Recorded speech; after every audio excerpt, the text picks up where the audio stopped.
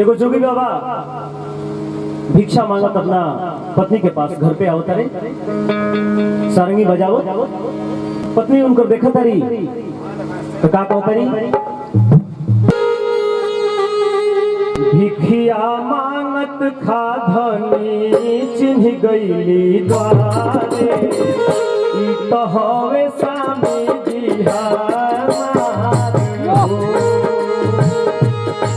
हवे स्वामी जी हमार हो जोगिया के भेष धरी 12 बरिस पर जोगिया के भेष धरी 12 बरिस पर सरंगेली वाले बारे खार हो ई तो हवे स्वामी जी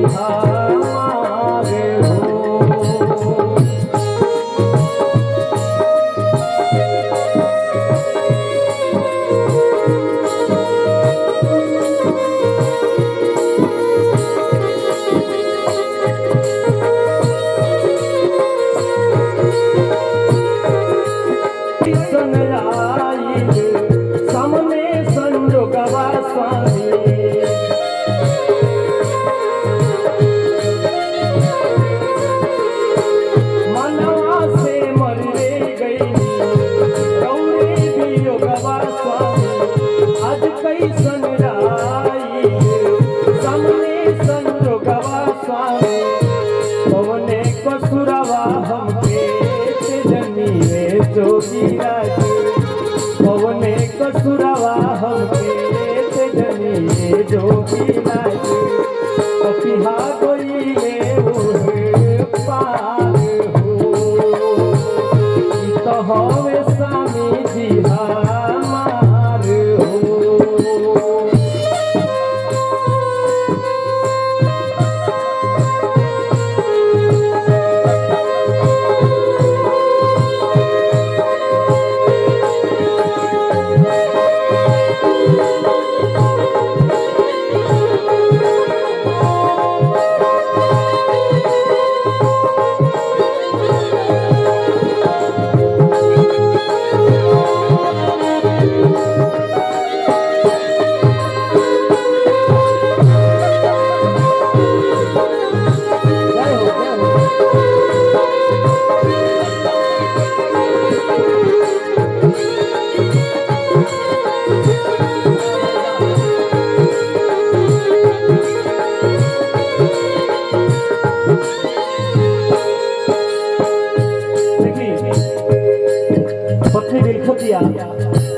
रोवत जो भी हो गई नहीं अच्छा बात बा लेकिन हमरो के वैसे उपाय बता दी राउर ई सीधी खाती कैसे के भिक्षा देगी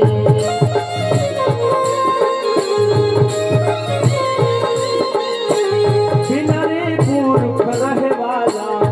कौनो तो भिक्षा दे दी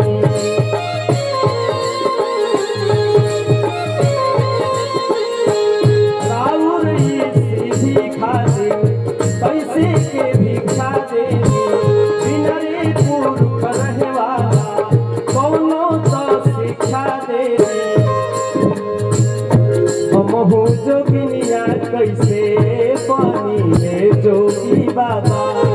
हम जोगिनिया कैसे बनिए जोगी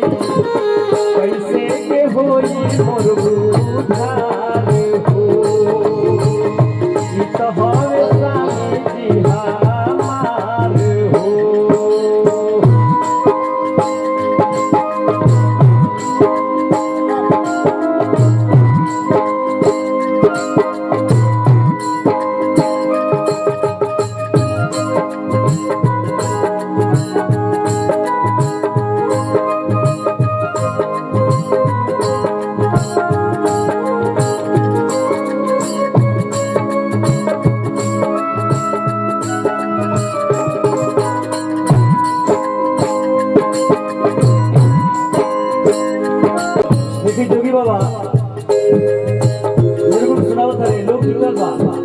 पत्नी लिखतिया सरंगी बजावत जोगी निर्गुण सुनावे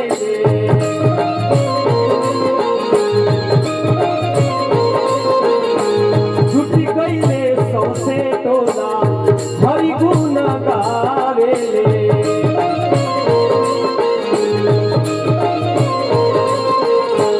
सरंगी बजावत जोगी निर्गुण सुनावे छुटी गईल सौसे टोला हरि गुण गावे